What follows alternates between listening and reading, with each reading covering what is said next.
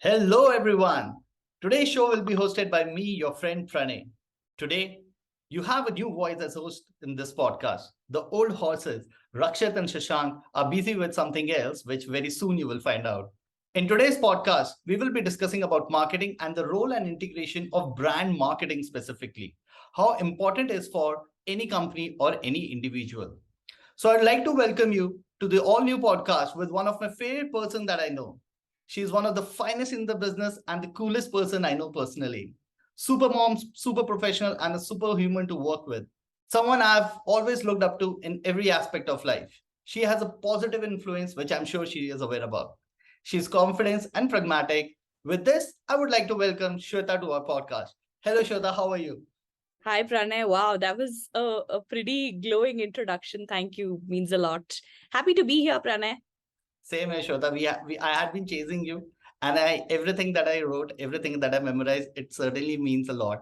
So, Shweta, since the topic for the podcast today is about marketing, I Mhm. would first, initially, before jumping into what marketing is and what brand marketing is, I would want if you could tell our viewers, like, what you are into, what your professional journey has been into, so that we can relate more about you.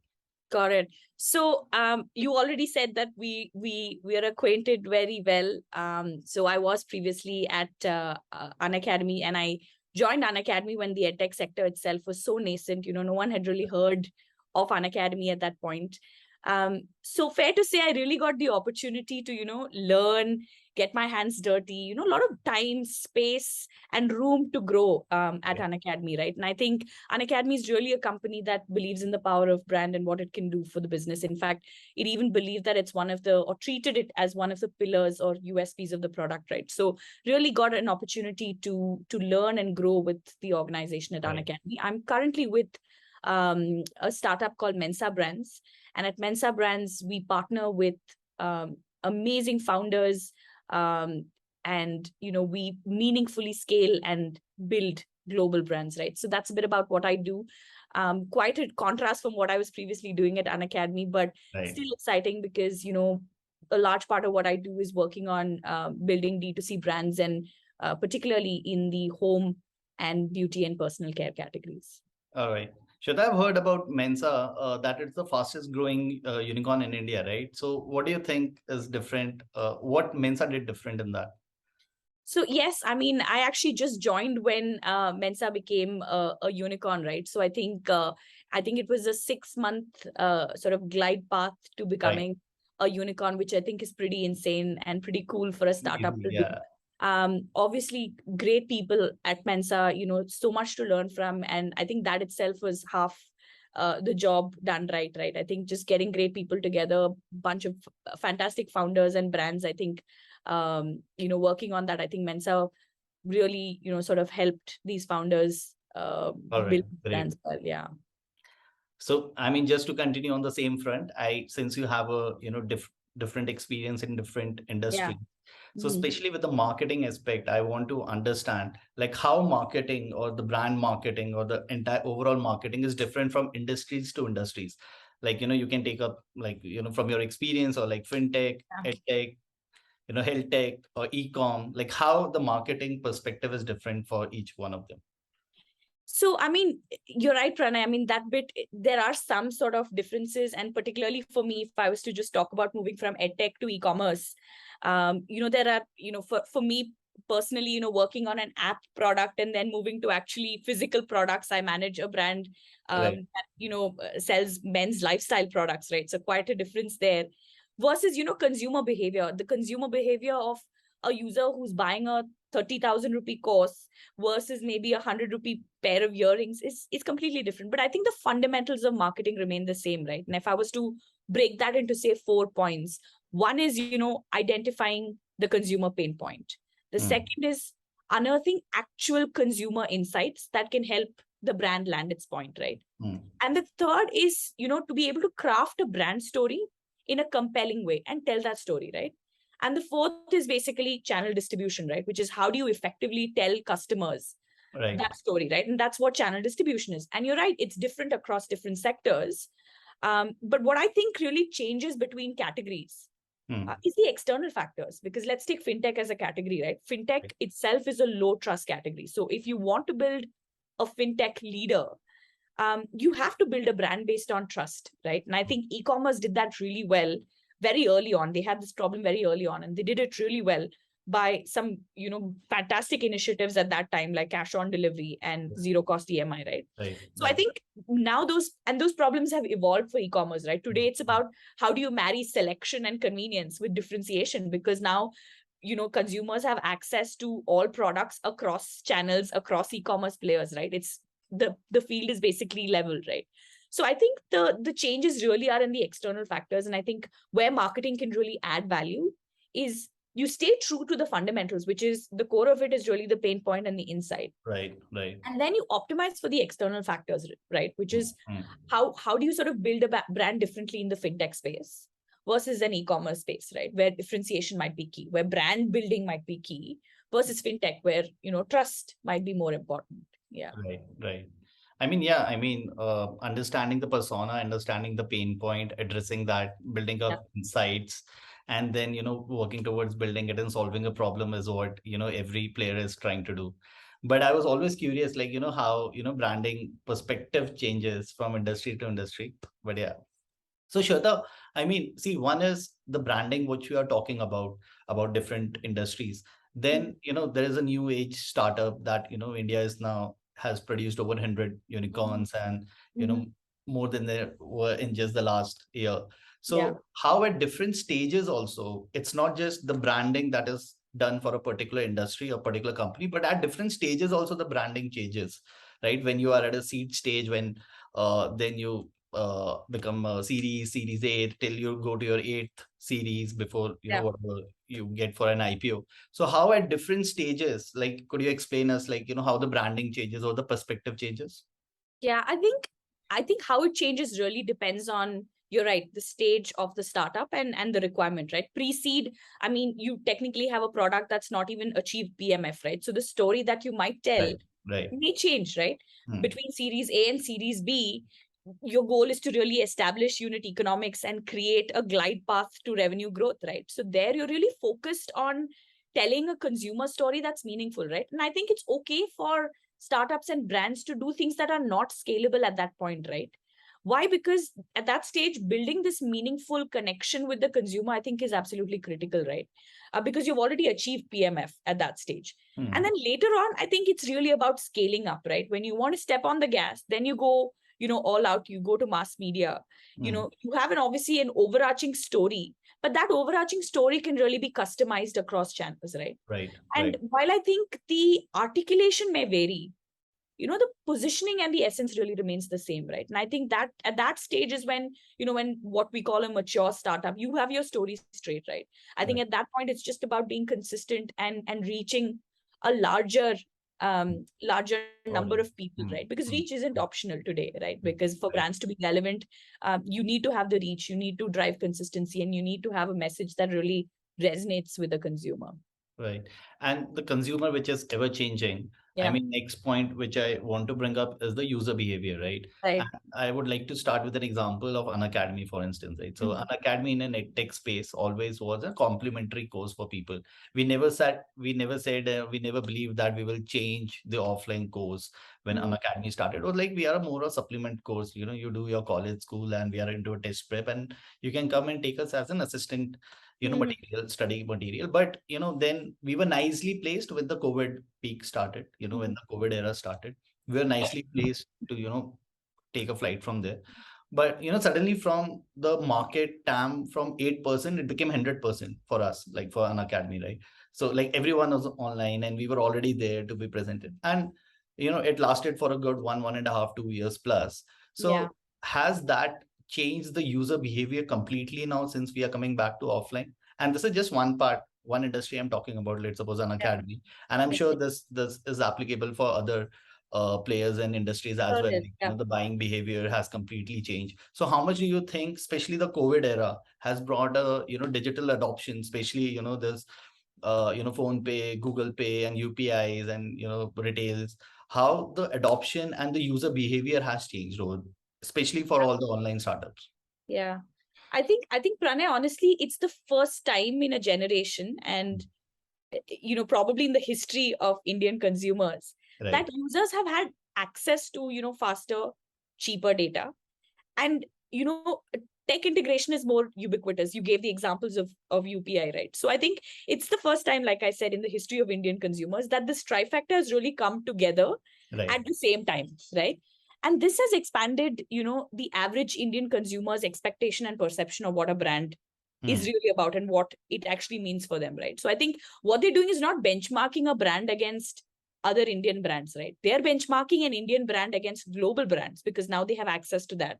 And those are the expectations, right? Because they know how global brands are sort of, the kind of treatment that consumers get from global brands, right? And that's the real benchmark, right? And I think the mobile itself is a window to the world, right? I mean, it's all about forming communities and articulating the demands that customers have in crowdspeak, right? And I think crowdspeak now is really how the communication of brands are really dictated, right? Because now uh, ratings, reviews, feedback on neutral third party platforms, things have become so critical, right? So I think that's a huge stick that consumers have against brands to sort of keep them in line, right? So while I think it's important as marketers to craft that narrative and tell that story, I think today consumers really have a lot more power Right. on Right. brands, right? I think that's what has really changed, right? So brands really have to, while COVID and the pandemic has really accelerated digital adoption, I think brands now need to be extra careful, right? Because it's not just about solving for a pain point. You also want to solve for it better than other competitors. You also want to solve it in the best possible way that a consumer might want that problem solved, if you know what I Right. mean. So Yeah. Shweta, just continuing over your point, since now there is so much of competition, right? Every player in the industry wants to be better, and they are providing so many facilities, Yeah. understanding like you said the pain point, and providing so many facilities around.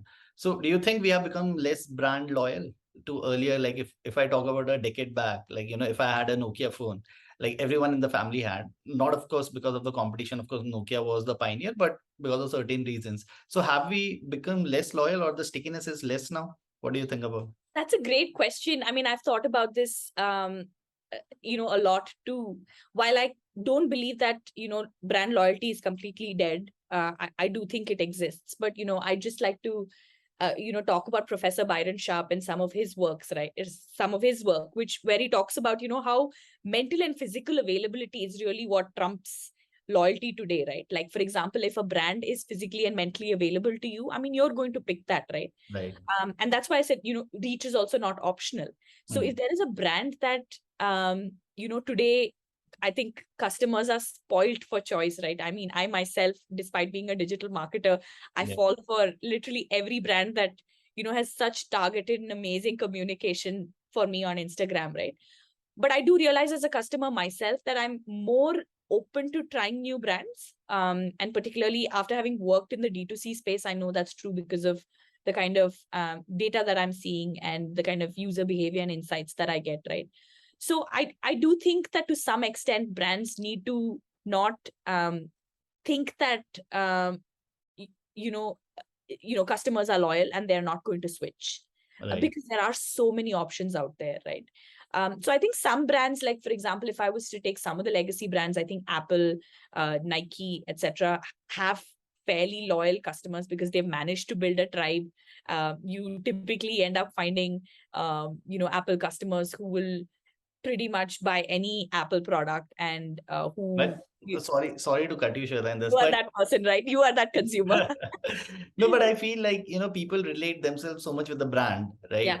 So any attack on the brand is an attack on themselves, and then you come to defend because see again these iconic brands, Mhm. they have managed to influence the behavior of a rational consumer. Like why would you pay the same thing for a particular product massively high on a massively high discount? So I Yeah. think somehow they have managed to influence your decision and behavior. So like I believe personally also that branding is or marketing has gone way beyond conversion or way beyond Yeah. selling a product. It Yeah. influences your behavior. So these iconic brands certainly have achieved that. from where they started of building a I product. agree, but there are just so few brands like that, you know. I mean, that's the truth, right? And of course, I don't think they would have been able to do it without absolutely great products and communication that is so rooted in consumer insight, right? I think Apple knows its TG so well, and everything that it does is like completely in line with that, right? So I do agree that, but I think how it has built a really great brand is by focusing on product, right? Is by focusing on those insights. So yeah, I mean, yeah, I think that's why Apple has a fairly loyal, including you, fairly loyal customer base, right? All Yeah. right, let's. I think we should let's jump to the iconic Indian brands. All right, some of the iconic brands like Yeah. Amul. Mm. Then you have Imperial Blue. Mhm. You have Zomato. You have Oreo. You have Vogue. You know, these are like, great Yeah. brands. I feel like particularly they have great content out there, right? Yeah. So like whenever, like for example, if I take Amul, right, whenever there is an issue, we know which brand has a Yeah. poster already, be it any cause or any issue. Amul is always there with the opinionated version, right? Hmm. Like for example, like Zomato, knows its Yeah. audience very well. They know what Great branding. make Yeah. them use their service and never bring out that foodie, out from you. So, what's your take on the Indian brands and, Indian, these iconic brands out there? Yeah, you're right. I think some of the brands that you mentioned were obviously legacy brands. I think some of the brands you mentioned more newer age Right, right. startups, newer brands, right? So I think you're right. As in, Flipkart, managed for to, that matter. I'm so sorry, just to add. I remember the Flipkart ad as well. yeah, Like, the kids, right? Yeah, the kids, yeah, yeah. that's true. Like, I mean, I think they've done Hmm. a really fantastic job of building a brand around that, right? But like I said, I think for me at least, the two things that I really look for in an ad are, is it memorable, is it entertaining, right? But at the crux of it, is there really a consumer insight? As a marketer, that's typically Right. what you think of, right? I know that a lot of customers may not really think in that direction, but at the end of it, as a marketer, you say, what's the insight, right? What have they built this communication on? And I've also seen some of the more recent ads and thought some of the brands have done a really cool job, right? Kohler makes bathroom fittings, right? So I think they're in a space where they have a lot of brand equity in the toilet fitting space, but they were entering the lighting category, right? Which is a Right. space or a category they have no brand equity in, Hmm, right? hmm, And hmm. I thought the ad was so amazing because they ended up showing the entire sort of setup where in a space where they actually have equity, which is bathroom fittings, and then showed that they're entering the lighting space, right? Which I thought was really interesting, right? Because it's a pretty clever way to show that you're entering a new category, right? People remember, oh, Kohler, the Kohler that makes bathroom fittings. Now they also have lights, right? So I thought it was a pretty cool way. I really like the new Spotify ads. Have you seen those? Yes, yes, yes. Really Yes. nice, right? Those I great, mean, yeah. I think super memorable, super entertaining, and based on such a great consumer insight, right? Which is we actually use music to, escape into Right, right. escape from Absolutely. our realities, retreat into our own world, right? And I thought they did that really well, right? And I think a lot of international brands also take like really boring sort of, I don't want to say boring, but really boring categories like say utility Whether or they won't insurance. they won't sue Yeah, us. are they watching this podcast? No, At like some point, I wish they do. So yeah. yeah, but like categories like utility, or like insurance, things like Right. that. I think that's such an there's you can make an ad that's so unimaginative in this space because you're like, what could I do about insurance? Hmm. But they make it so interesting, right? A lot of great brands that do it. Insurance, yeah, I think insurance are great with these ads and That's content. true, right? I mean, you would expect that this is such a category, right? I mean, what kind of communication would you really craft? But I think they've done a good job. I think Apple's new privacy campaign. Right. Um, so, I mean, think about a tech company talking about data privacy. I mean, Data, that can correct. be handled like Correct. in such a boring and unimaginative way, right? But like I said, Apple really knows its TG and I so when I saw that ad for the first time, because a lot yeah, of conversations like data leak, data privacy, yeah, Facebook Meta and all. right. I felt like Apple definitely picked up elephant in the room. They were like, okay, let's discuss the thing that is being Correct. discussed, and they picked up that topic really well. Yeah, and their communication is like bang on, right? I think they've Hmm. they've done a Hmm. absolutely fantastic job around that, and I think they've consistently done it. So you're right. I mean, I think it's not just about telling that great story, but it's also about telling it over and over again, and Okay. for it to be sort of contextual to today's time, right? I think if a brand came out and said a story that is like so many I remember an agency that still talked about, how, the whole Diwali family vibe, sort of very Indian setting. I think that's great, but I also think that the Indian consumer is much more uh, very That's different today, right? And has advanced so much today. So I think the way that a brand should communicate to them should also be, sort of coherent with the times and relevant with the times. um, I personally feel the social signaling has improved over the time with the brands. Yeah, yeah, I'm sure. I wonder why. With Yeah. just I just have example that you Mm, said, these Kolar is entering from the bathroom segments to the lighting segments and how. mm, So I mean, just I want to ask this question. So how difficult it is for a brand also, mm, from what they have been doing like forever to now change their entire product to a different with the same name. Like, I've seen brands struggling with that, right? mm. Like Bajaj, when they wanted to get into the bike segment. So for Yeah, Bajaj, it was always in the 90s, like Hamara Bajaj. So it was always correct. a Very scooter family, yeah, segment. Yes. right. Mm. Yeah, the family, the middle class, getting a two-wheeler, and it's all about scooter. And they wanted to get into the bike segment. And, when Bajaj, Pulsar, and all were coming up. So they wanted to get in a sports bike. They launched a different name altogether with KTM, right? So KTM was more. So they did not wanted to have that same perception about their brand, what people, had for decades to now being changed. So, like, is it really, I mean, how difficult or easy it is for a brand to, shift into a new product with the same name? Because now, for Yeah. example, recent example is about Zomato, right? Zomato is internally changing its name to Eternal.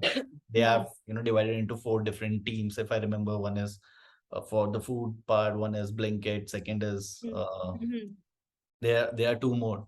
mhm. One is for the I don't remember exactly, but internally they have changed to Eternal rather than Zomato.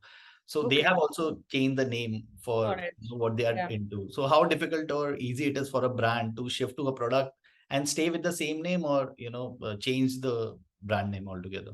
Like Interesting Facebook, for question. example, Meta Yeah. changed to Yeah. Meta. I mean, So it took some time getting used to, um, but I think in that case, probably slightly different, right? Because again, it was very, people were already using the whole metaverse. And I think this was probably poising Facebook well for that entry, if you know what I mean, right? But I hear you on the, how difficult the whole Bajaj example that you gave, right? I think a lot of brands have done that, right? Let's talk about Toyota and Lexus, right? I mean, it's easier going from the bottom to the top, but I mean, is BMW ever going to come out with a middle class car? Probably not, right? no, Because yeah. I don't think that's a path you can get back on, right? Because Mhm. then what it does is BMW's value as a premium luxury vehicle sort of goes down, right? So I think it is hard for brands, and brands should take a hard look at why they want to do this and whether it actually makes sense for them to do it. I think Toyota and Lexus have made done it really well. A lot of people actually don't know that Lexus is owned by Toyota, or rather it's Toyota's. Other example that I can think of is Crown Plaza, and I think Holiday Inn, if I'm Mhm. not wrong. I'm not, yeah, I Right. think it's Holiday Inn. Holiday Inn again has a slightly more, medium, mid tier hotel sort of Right. feel, right? But then I think they also sort of experimented with having Crown Plaza named as Holiday Inn. But Mm. then people stopped going there because they thought it was sort of similar, right? Yeah. Um, so I think, yeah, I mean, I think it's important to decide where you want it to be an extension. Like, for example, if it's a Marriott hotel and then Mm. you want to have a budget version called Fairfield by Marriott, or whether you want to do Holiday Inn versus Crown Plaza, I think it's an interesting sort of problem statement, right? And I think brand Like Tanishq does, right? Tanishq exactly, right? Philippines, then they Because have there I feel like Tanishq has really mm, built their brand around the whole trust around this correct. category, right? So there I think adding, say, saying, by For, Tanishq, correct. For the right? diamond segment, also they have a separate Exactly. now for Carrot Carrot by Lane, Tanishq. right? Yeah. Exactly. So Mm, I feel like, adding that by Tanishq adds a lot of trust, right? right. So I Right. think it really depends on how you've already positioned your brand and whether you want to use it as an extension or whether you want to completely rebrand and have a separate sort of line of business. So yeah, I think Yeah, I that's mean, for the first time when I saw Carrot by Tanishq, as a startup guy, I always thought, hey, this company has been funded by Tanishq or what? Like, yeah. now they are by Tanishq. But then, I read they wanted to get into a different segment, which was out of gold to a diamond part. So Yeah. that's how the carrot part, came Yeah. into picture. Right. Yeah. All right, cool. Shweta, so I want to also discuss about one interesting point, which I feel like, personally, Yeah. it's my question out there. A lot of, money is being pumped into, these startups, right? Millions and billions of dollars year on year. And now there is easy access to, reach out to, make your Yeah. ambassadors, Bollywood guys as ambassadors, or, pick up Yeah. a cricket or pick up a politician. These are the top three, verticals out there, right? Pick up and you immediately have the visibility out. Now, I feel like, for example, if I take any brand, in IPL, you find tons and tons of brand that get published and want that slot and visibility. So, people know the brand, people know about the brand, but they don't know exactly what they're doing. Like, for example, like everyone knows Byju's. Now, Byju's is, I think, has gone up and above the brand part. Like, they are connected with Team India forever. People know they have a big, hoarding and poster out in Yeah. the Correct. t-shirt. But if you still go to, proper tier 2, 3, they know India Byju's as brand, but they aren't aware about what they do. Like for me, the Yeah. longest period when I was kid, when, India team was associated with Sahara, I had Yeah. no idea what Sahara does, but I knew Team Sahara, like, Yeah. Dravid and Sachin used to wear them. Yeah. So like, and this I'm talking a gap of 10 years, a decade now. So I still feel the problem is there. So how, as founders or, the CMOs or the marketing expert, should is this even a problem? First, I want to know this. And if it is, like, how from a company perspective to a user perspective, I should be knowing, apart from the brand name, that what they are into also, so that eventually, I end up using the product. Yeah, I mean, it's definitely a problem. I wouldn't know how many brands Virat Kohli is associated with. I think he's overexposed as a celebrity, and at the end of it, you just remember the celebrity, right? You're right. You don't, and this happens with me, and I'm sure with several other consumers as well, right? So I think as a startup, if you want to go in for a celebrity endorsement, like you said, a Bollywood celebrity or a cricketer or something like that, I think you should stop and take a hard look at yourself. I mean, who are the brands who are doing this, right? Either you're a new brand, you're looking to drive awareness, or you're a legacy brand that's, looking, trying to be cooler, trying to regain lost trust, something like that, right? I think the kind of celebrity that you choose varies, right? And you can go in and sign the most famous face. But what that results in is this situation, right? Which is everybody signing Virat Kohli and then no one actually remembering which brand Virat Kohli is endorsing, right? So this actually results in a concentration of sort of multiple brands with the same set of celebrities, right? And let's even talk about the other sort of side, right? Which is if you take all of these phone companies, right? Your Oppo, Realme, Right. Xiaomi, OnePlus, right? They've all tied up with different celebs, right? I mean, Correct. but to be honest, if you ask me which brand has tied up with celebrity, like I wouldn't know, right? Because the thing is, phone brands, they are now today, what are they competing on, right? They're competing on tech specifications, right? Camera specific. Cameras, right? Camera I mean, specific. how does that tie into any celebrity, right? How do you rationalize the choice for a celebrity when you're talking about a camera, right? Like so again, just to pinpoint and circle back on the same point when we talked about the digital adoption and how Yeah, the user behavior has changed. So, now I particularly feel, just to add on to your point, yeah, like why the celebrities part, we from, the age of QWERTY pads to have gone to now, smartphones. right, Now from smartphones, we have from vertical, like how we used to watch videos, it was mostly vertical, right? The TV screens right. all are vertical. So from vertical, our user behavior has changed more to horizontal. So Mm, now we pick up the phone like this, yeah, right? We yeah, hold it like this, and that's the selfie generation, because that's how you're used to clicking selfie. Now you see, IGTV, ayatha, right? yeah, And vertical, then yeah. Snapchat, Instagram Reels, everything is vertical. It's not Right, horizontal anymore. correct. So did I mess it up? Yeah, you I said said brother. horizontal, but yeah, Okay, yeah, I said yeah, it. I got it though. I got it. Yeah, So from horizontal, we have gone to vertical now. right. So this Too much effort, specifically, right, Pranay? yeah. So now I feel Yeah, the behavior that has changed from going for, horizontal to vertical has resulted in, like I said, the selfie generation. So it's more yeah, camera thing. The correct, filters have come into place. correct. So I think the celebrities come into picture because they are seemingly supposed to be good looking. So I think that's where the connection is. Like I personally That's a fantastic connection. Yeah, you're a good marketer. Yeah, I mean, feel. That's an interesting way of looking at it, right? Because I was just like, how do you rationalize selecting XYZ celebrity when you're talking about so many megapixel camera, right? But interesting, right? Because you're talking about the use case of that camera and then, So to I mean, every brand has a review. celebrity, but specifically Yeah. for like a phone, it does connect. So yeah. Got it. Interesting. Yeah. Yeah. I mean, and with celebs, I think, there are brands who've done a great job with celebs. If you see Cred, Right. although many Oh, might not know what Cred does, I think what they did was they really made some good ads with right. celebs, right? Because Right. I think it was a very unconventional use of Correct. celebs, right? Because you always have celebs just endorsing your product. Hmm. I think the way that they used the celebs was super creative. Amazing. Yeah. I don't know what the true insight in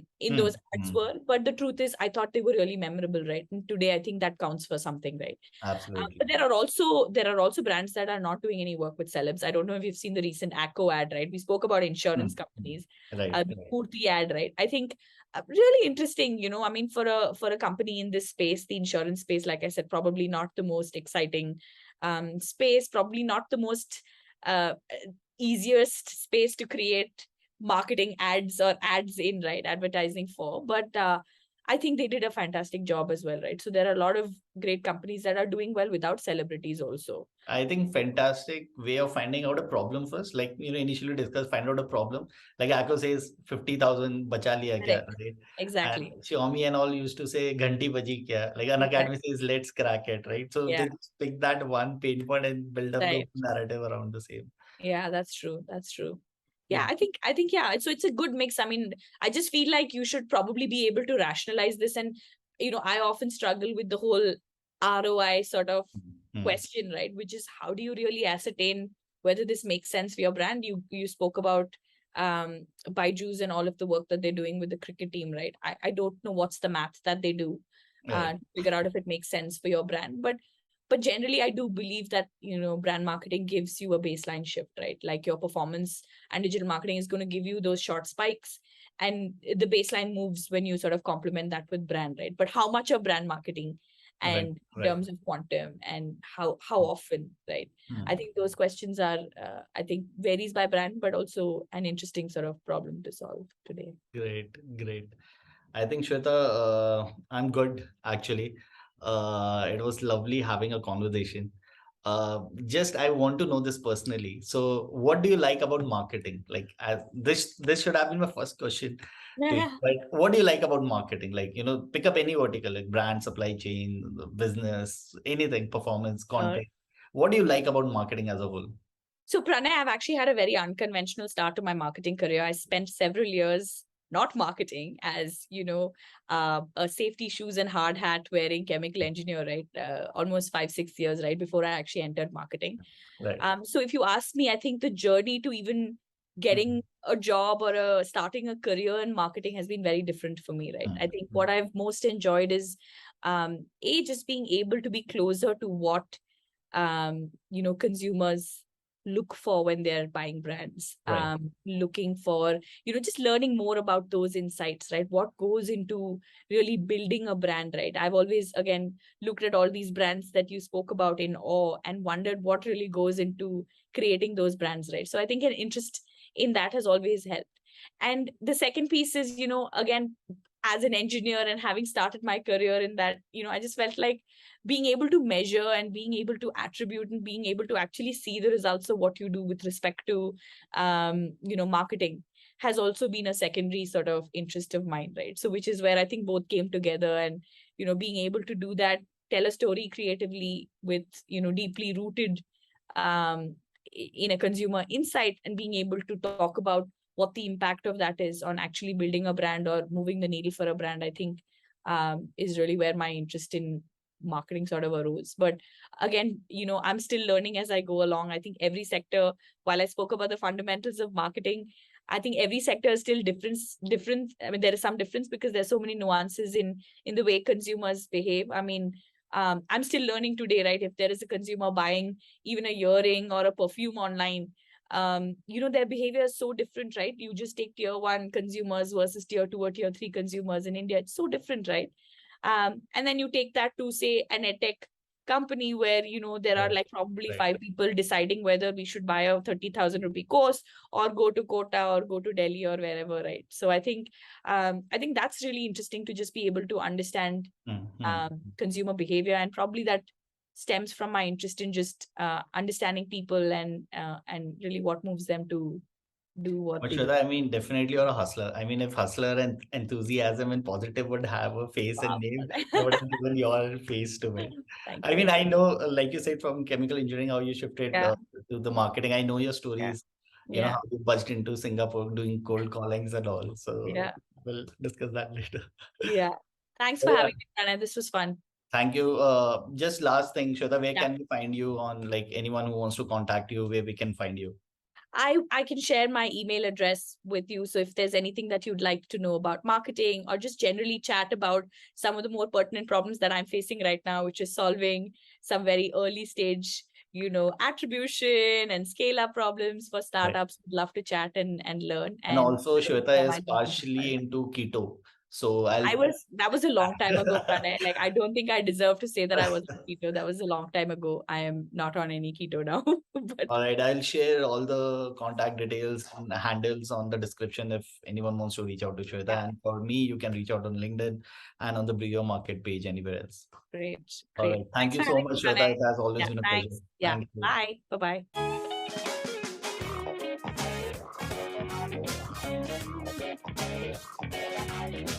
Bye-bye.